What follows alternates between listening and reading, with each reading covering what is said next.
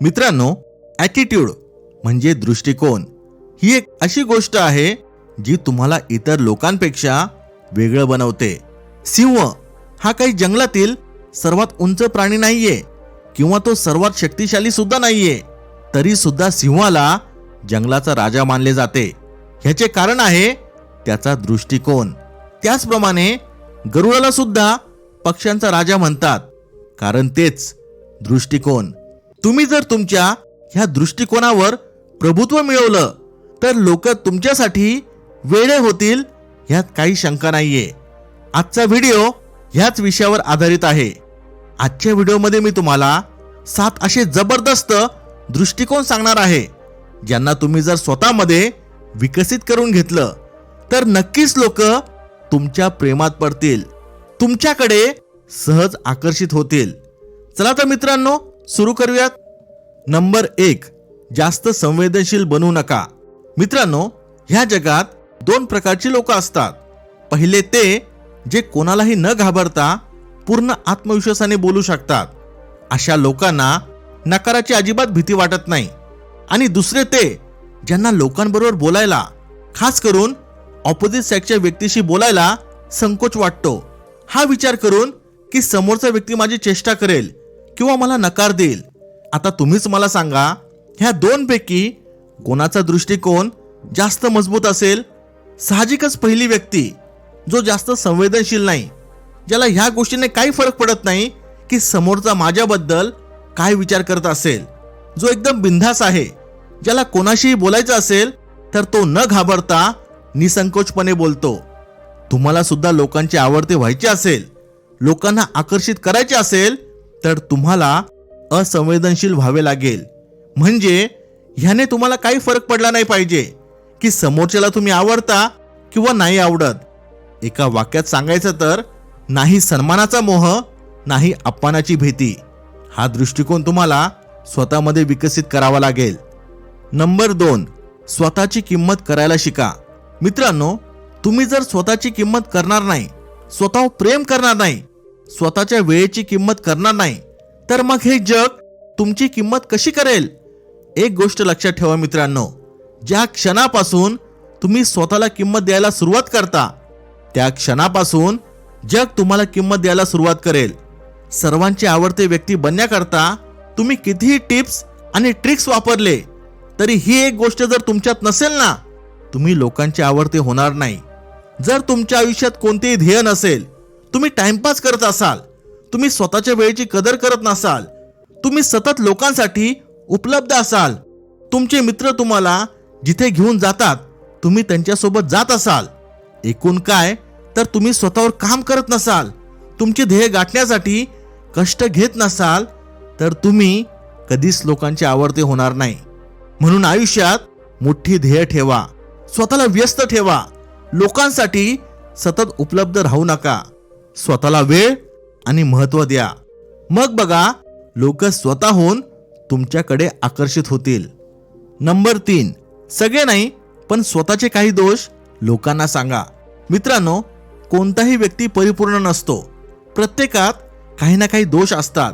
आजकाल प्रत्येक व्यक्ती सोशल मीडियावर स्वतःला परफेक्ट दाखवण्याचा प्रयत्न करतोय. ह्यामध्ये तुम्ही जर अशी व्यक्ती बनता जो दुसऱ्यांना आपले सगळे नाही पण काही दोष शेअर करते, तेव्हा मग लोक तुमच्या जवळ येऊ लागतात. कारण लोकांना असं वाटतं की तुम्ही सुद्धा त्यांच्यासारखे एक सामान्य व्यक्ती आहात. डेअरिंग ग्रेटली नावाच्या पुस्तकाची लेखिका सांगते, जेव्हा ती भाषण द्यायला गेली होती तेव्हा तिने तिच्या बोलण्यासंदर्भात जेवढे दोष होते, भीती होती, ती तिने सर्व लोकांसोबत शेअर केली, ज्यामुळे तिचा खरेपणा आणि प्रामाणिकपणा लोकांना दिसून आला. मित्रांनो, ह्यामधून आपण काय शिकू शकतो?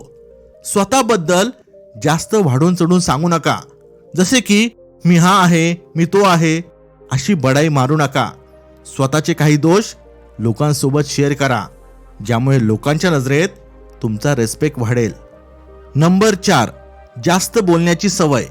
माझा एक मित्र आहे ज्याला जास्त बोलायची सवय आहे आणि म्हणूनच जिथे काहीही बोलण्याची गरज नसते तिथे सुद्धा तो बोलतो.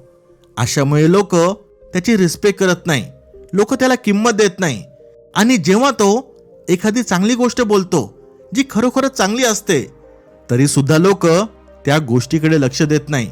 दुसरीकडे माझा अजून एक मित्र आहे जो फार कमी बोलतो, पण जेव्हाही बोलतो लोक त्याच्या गोष्टी मन लावून ऐकतात आणि त्याला महत्त्व देतात. तुम्ही सुद्धा जर खूप जास्त बोलत असाल, जिथे आवश्यकता नाहीये तिथे बोलत असाल आणि फालतूची बडबड करत असाल, तर लोक तुमचा रिस्पेक्ट करणार नाही.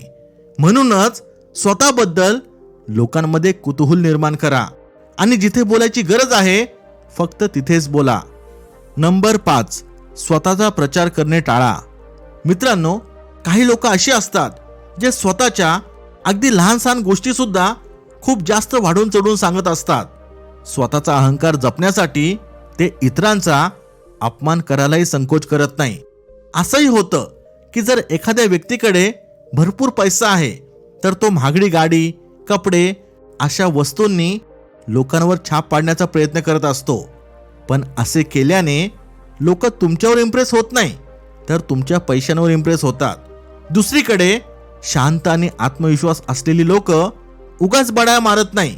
पैसे असले तरी ते दिखावा करत नाही, उलट ते दुसऱ्यांची मदत करतात, दान धर्म करतात. आता विचार करा की जेव्हा ही गोष्ट लोकांना एकमेकांकडून माहिती होते, तेव्हा ते आपोआपच अशा व्यक्तींचा आदर करतात आणि त्यांच्याकडे आकर्षित होतात. म्हणून तुम्ही स्वतःच आपल्याबद्दल काही बोलू नका, कोणत्याही गोष्टीचा दिखावा करू नका आणि बडाया सुद्धा मारू नका. तुम्ही तुमच्या कामाला बोलू द्या.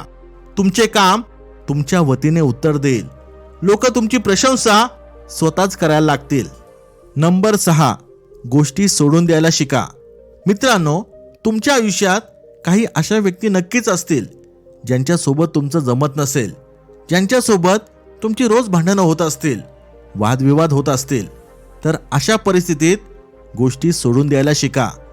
अशा लोकांपासून शक्यतो लांब राहत जा ज्यांच्याबरोबर तुमचे पटत नाही, ज्यांच्यामुळे तुमचा वेळ आणि ऊर्जा वाया जाते. नंबर 7, दुसऱ्यांचा रिस्पेक्ट करा. मित्रांनो, हा शेवटचा पण खूप महत्त्वाचा पॉइंट आहे. जसा व्यवहार तुम्हाला स्वतःसाठी अपेक्षित असतो किंवा ज्या प्रकारच्या व्यवहाराची तुम्ही इतरांकडून स्वतःसाठी अपेक्षा करता, त्याच प्रकारचा व्यवहार तुम्हाला दुसऱ्यांसोबतही करावा लागेल. इतरांना सन्मान न देताही तुम्हाला सन्मान मिळेल आणि तरीही लोक तुम्हाला पसंत करतील असं तर होऊ शकत नाही.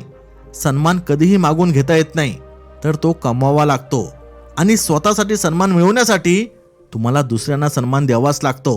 लक्षात ठेवा, लोकांशी तसाच व्यवहार करा जसा तुम्ही त्यांच्याकडून स्वतःसाठी अपेक्षा करता. मित्रांनो, हे होते ते 7 दृष्टिकोन ज्यामुळे लोक तुमच्याकडे आकर्षित होतील. आपल्या शहाणपणच्या ऑफिशियल इंस्टाग्राम अकाउंटला फॉलो करा. लिंक डिस्क्रिप्शनमध्ये दिली आहे. इथपर्यंत व्हिडिओ पाहत असाल तर लाईक करायला विसरू नका. Thanks for watching. Stay blessed.